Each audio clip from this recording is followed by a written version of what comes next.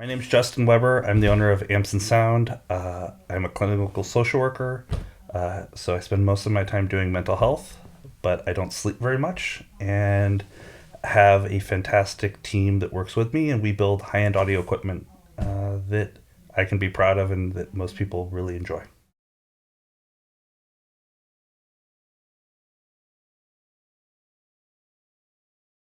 Everybody, hopefully you can see. Not light. So this is the Forge. Although I liked my name better, I wasn't allowed to use my name. Sasquatch is the original name of the amp, at least from a concept, because it was a fun name. That said, what we have here is a more mature Mogwai OG. So you have a single-ended amp, zero feedback, can run almost any tube you can throw at it, from 6L6 GCs, 6550s, KT88s, EL34s, and run it well. And in this version, we have a 32 and 300 ohm outputs, giving you a really wide choice of headphone selection. I call it the 32. 32 ohm is the Grado Universal, so it's really good with all your focals, your Grados, almost everything you might want to throw at it. And the 300 is for those with the dynamics, the ZMFs, and the Sennheisers that really want that air, space, and light touch. The Mogwai hadn't been revisited from a design standpoint for a really, really long time. We kept going bigger and putting bigger iron. And the Mogwai had a lot of features in a very small package. And wasn't a distilled idea. I think that it tried to do a lot of things and did most of them very, very well. But by splitting the hair, we weren't as focused in our mission. So with this, headphones was very, very laser-like in their focus. They wanted a headphone amplifier. They wanted something bespoke that their consumer could be proud of and own for a lifetime, and that could power any headphones that they might want to sell. And this wasn't meant to be your first headphone amplifier purchase. This was meant to be almost your last headphone amplifier purchase. And so if you look at a Mogwai versus a Forge, you'll see that the design elements are all pretty much the same. The spacing and organization has changed in a more logical manner that really makes use more helpful. So things that we did, the binding posts are gone. Most users weren't using speakers, and so it was something that took up a lot more space and didn't provide the flexibility of transformer choices. Now we could always choose what transformer impedances make the most sense for the customer. In so doing, we actually have a much simpler, more elegant layout in the back for a set of single RCAs. The jacks on the side. Now, we weren't going to put them in the front because you have your volume control in the front, you have your tubes in the front, but by having them on the side, it's a very logical layout. So source in the back, output on the sides, volume control in the front. And, the idea of the color scheme, I don't know if you can see, was meant to match HD 800Ss. So if you look at a side of an HD 800S and put it right next to the Forge, you'll be astonished as to how close we got color-wise. So this is our flagship.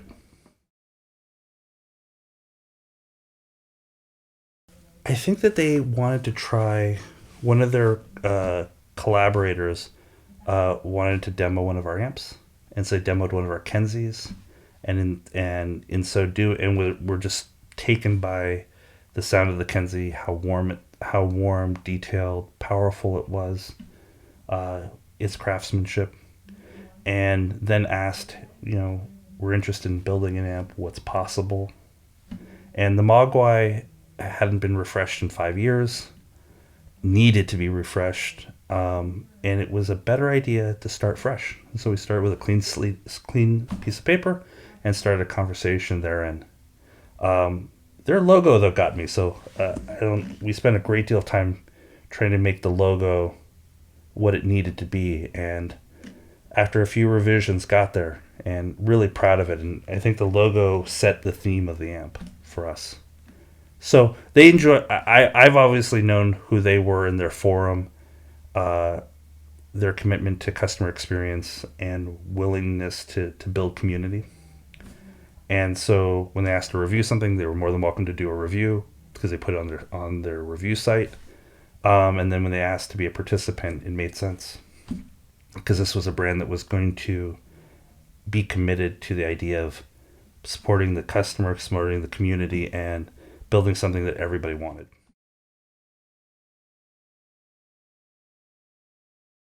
The topology is a single-ended. They're tetrodes, unless you're using EL34s, but single-ended tetrodes strapped for triode. So normally you would have triode as your sweetest sounding tube, 300B, 2A3. Then you have your tetrodes and pentodes, which are a lot more power, but have more distortion. A lot of us like distortion, but they don't have the same harmonic texture as a 300B might. By taking big power and strapping it for triode, making it behave like a triode, the idea is that you get big power and sweeter harmonic texture. And oh, by the way, you collapse the power of, if you had a KT88 might put out 12 to 14 watts if run as a tetrode. Whereas if you run as a triode, you're going to get between 3 and 5 watts. So you sacrifice power for that sweet 300B, 2A3 triode sound, but 3 to 5 watts is enough for most speakers and is certainly enough for even the most difficult headphones. Thanks. So single gain stage, no feedback. Almost all of our amps have no feedback. We're a big believer in that, especially for headphones. So everything you do in your chain matters. And so by doing that, especially for headphone users where nuances, micro detail is the magic, having something that amplifies small changes, I think made more sense. And so we try very, very hard to take sweet sound, monstrous power as proportionate to headphones, and have it be as organic as possible. If we added a little bit of feedback, it would be better behaved, perhaps. It would be have a little bit more air on the top end, maybe, but it may not feel as real. And so it's a sort of a interpersonal taste question of whether you want a more uniform, even sound, or if you want a real thick, dense, organic sound. If you've ever had really good Italian food, it generally has fewer ingredients, but they're really special. It is that same sort of idea. You want that specialness. So that's what we try to do.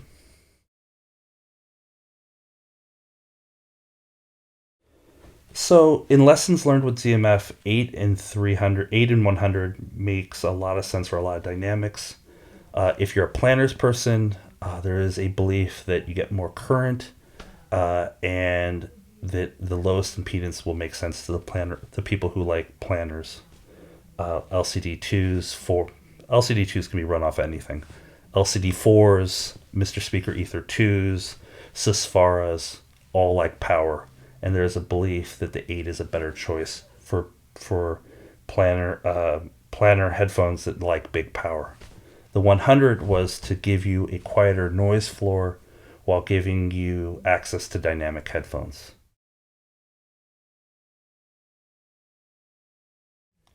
It is a value question as much as it is a humanistic listening question. Tubes generate distortion, but the human ear prefers the distortion of a tube versus the distortion of a solid state amp. Anybody who tells you that a tube amp is more linear or has less distortion than a solid state amp is wrong. But that's not the point. The point is, what do I want to listen to and why? And there's two reasons for this. One is it sounds better. It has texture and harmonic composition that feels more organic and right and pleasing to our ears. The second part is that a single-ended tube amp almost always, uh, from a textbook standpoint, will roll off the lows and roll off the highs. I don't think my amps do that. In fact, I know better that they don't. They don't roll off the lows, and they're pretty good about not rolling off the highs out to 1 decibel past your hearing. That being said, they are softer in the high frequencies than a solid state amp. Solid state amps, to protect your high frequency hearing, actually generate filters to clip themselves. So if you are sensitive to high frequency hearing, if you use headphones that let you hear the flapping of a hummingbird, you don't want a device that amplifies that too far. So if your intent to listen to music is to analyze, a solid state device in a planner might be the very, very, very best choice. Tube amps are distortion amplifying devices. They, in their distortion though, there is information that is presented in a way that is most similar to how the natural environment produces sound.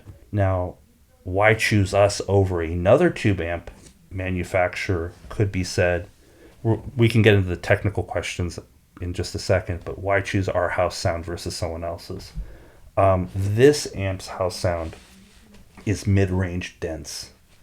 And so if you are a person that believes that music comes from the mid-range and is supported by the bass and is excited by the high frequencies, this amp makes sense.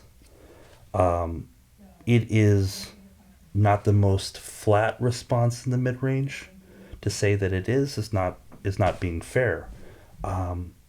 But it is most characteristic of that 50s and 60s hi-fi sound. So if you're listening to a 50s and 60s tube amp and a 50s and 60s JBL Altec Klipsch speaker and listening to a record, what would it have sounded like? It is the most similar example in my opinion.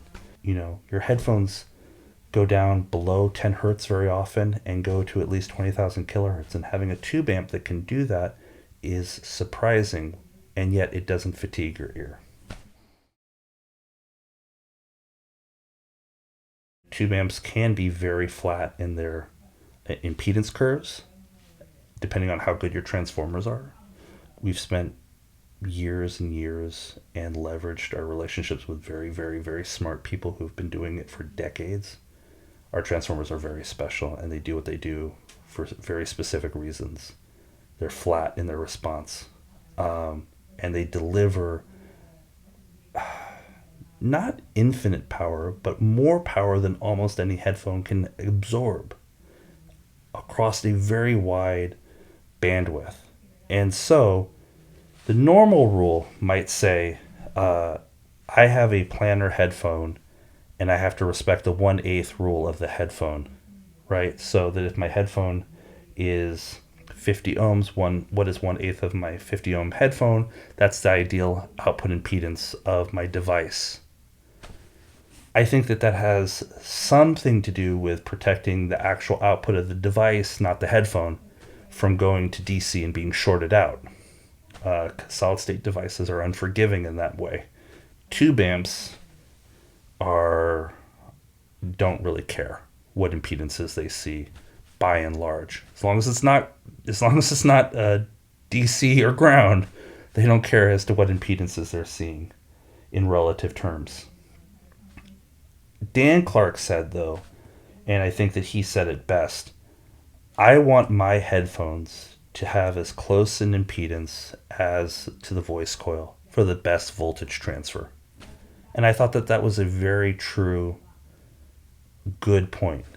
You know, that impedance matching is a good thing. It is why we have 5 impedances on our biggest headphones and why we try to choose impedances that make sense for people. Our headphones our outputs don't go through voltage divider networks to give you a 52 ohm or a 50 ohm output. We actually wind a coil inside the output transformer to do that. And output transformers can handle very wide impedance swings, but we still try to get it as close as possible for those reasons. So, if you change impedances on a tube amp, you have the ability to adjust a frequency response by like a quarter decibel, half a decibel, still within human hearing to differentiate. And so you can use it like a tone control. You can take a little bit off the top or accentuate a little bit on the bottom end. In addition, you might find that you still, because these are zero feedback devices, zero feedback tube amplifiers, the output is reflective of the primary impedance of the tube. Where the impedance is on the tube trace, if you're looking at the linearity of a tube, and its output, is all relative. If you had feedback, it homogenizes these decisions. It homogenizes this behavior, makes it more uniform, but may make it a little less lifelike. It's why you invest in good output transformers.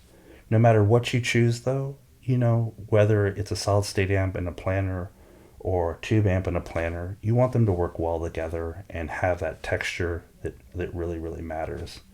I think that listening to rules, these rules are meant to help people who don't have full understanding of things typically make safe and good decisions. And I understand that too.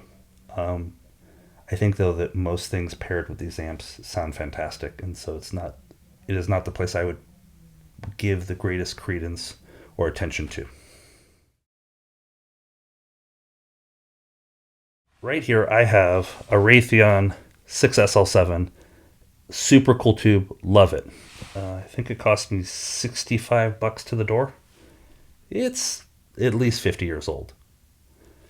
Some amps use 12AX7s. We are giving consideration to using 12AX7s in some of our amps.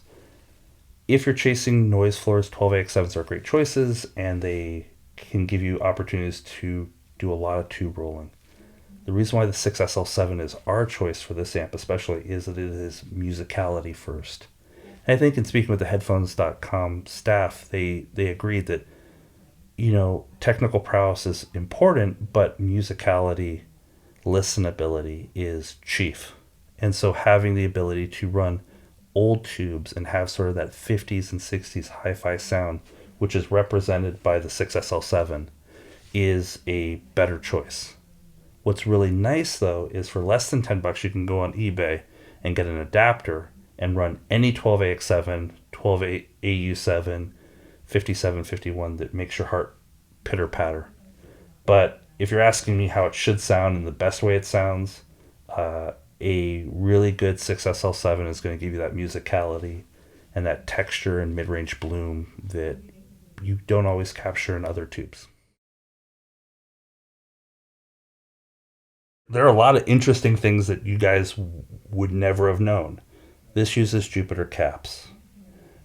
This uses a new PCB that we spent all of COVID designing that is like 30% thicker and has half an ounce more copper traces. So we're running almost 3 ounces of copper traces on our amps, and it is using enough capacitance to everybody play some music on these amps, have the source continue to play, but turn the amp off and see how long it'll play for at full volume. If you can count to 10, it means it's got a lot of power in reserves, and I bet you could get to 10 on it. No power coming in, and yet it's playing music for 10 seconds just based on its capacitance. We've made a lot of thoughtful decisions under the hood to try to make the very best amplifier we could. And so most of the decisions that you guys see are on the outside, but there was, so many more interesting decisions that were on the inside. So I have customers that go after big power very often. I can appreciate that, but I think that going after tone is almost of equal import. And so rather than going after KT88s, looking at like 6550s on eBay or EL34s on eBay or 6L6GCs on eBay, you will find that there is tonal information that you may find to be more important than power. These have more power than you could ever need, and so going after just the right tone for you, I think, is the most important answer, truth be told. A Kenzie typically puts out zero point 0.4 watts. Depending on exactly how you run this, you can get up to 6 watts out of it. Just think about that. It's 12 times more powerful than the Kenzie. I don't know a single headphone other than the Abyss, the Susvara, or the LCD4, maybe the Ether 2 that can absorb 3 to 5 watts continuously without having a problem. You're never going to do it. So go after sound, go after texture. You'll have more fun doing it too.